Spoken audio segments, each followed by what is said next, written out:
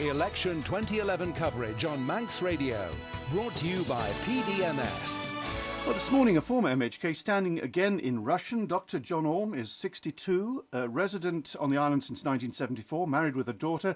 He's been a barrister since 1995, but thermodynamics and pollution control has been an area of special interest. In 1986, he won a seat in Rushen. He served in tourism and transport, and perhaps most notably in highways, ports and properties, as was then, where he had special responsibility for drainage, and started off the ARIS, All-Island Sewerage Scheme.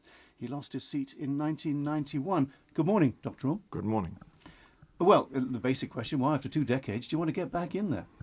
Well, I think there are times when one is the right person for the times, and I think I might be the right person for these times. It needs someone who is going to be very, very careful about money in the immediate future, and someone who is capable of looking at policy on a broader base for the future of the Isle of Man. You've said if elected, your aim is a single 5-year term.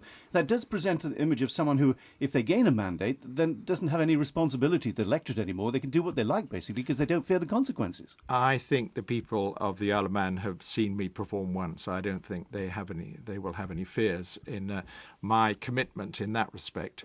But the more important reason is there are two reasons. I'm 62 years old now. I don't think I want to serve again at 67. And furthermore, there are going to be decisions which will be unpopular, which must be made in this Parliament. You are a barrister, and that takes you off the island. How many days a week will you be able to commit to this? Barristers are self-employed, so they control their own workload.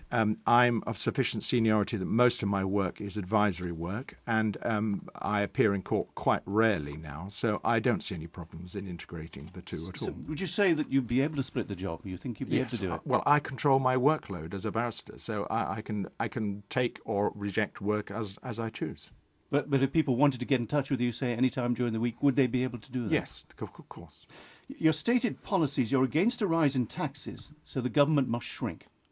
I think a rise in taxes is simply too risky. I believe that if the government of this island starts doing what many other governments have done, which is to seek to raise taxes in order to cover its own overspend in many respects, then there will be businesses and individuals take fright and consider that perhaps their interests may lay elsewhere. You draw a comparison with across the water where you say that politicians weren't really honest enough about cuts before the election. Do you want politicians to go around with long faces and say doom and gloom, we're going to cut here, cut there, everywhere?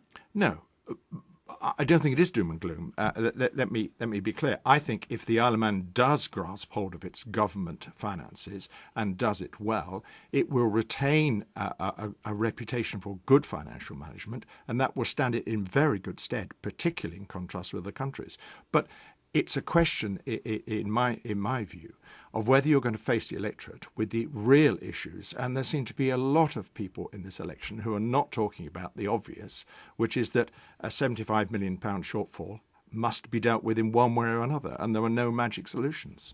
You speak of uniqueness, concepts such as uniqueness, and Manxness will not assist us. Well, I don't think it will, because a lot of people think that's what makes us, the fact that we are Manx. Of course, in some respects it does. After all, we are fairly unusual in our circumstances. Of course it does. But I'm trying to point out the fact that this is a universal problem. If your government has a reduced income, then it must consider only a limited number of options as to how it covers that reduced income. It must either cut, raise taxes, or spend reserves, and I'm against the latter two. So is a marina in the south off the cards for the moment? Yes. So definitely no marina? I don't think we're going to be spending very much money on big capital projects during the next 5 years, nor do I think it will be wise. What are the other issues in the south? Presumably traffic is another one. The sort of issues that are being raised with me are the insight that the government has provided by some of its expenditures, like Richmond Hill and like the famous Balaklawi roundabout. It has provided an insight to the public as to the poor value for money that government often gives for comparatively large sums of money. And that, I think, encourages the voters to believe that cutting can be done without threatening so more intelligent spending. Yes, better value for money spending. If you were to win the election, which area of government would you feel you'd be best suited for? I rather like the idea at present of staying out of government. I think I would be best employed as a free agent where I can promote my ideas and pursue policy without getting involved in running buses or... Yeah, and just quickly, one name for Chief Minister. I intend to support, if I'm elected and he's elected, Alan Bell. Dr. John-Orme, standing in the constituency of Rushen on September the 29th. Thanks for joining us. It's 8 o'clock.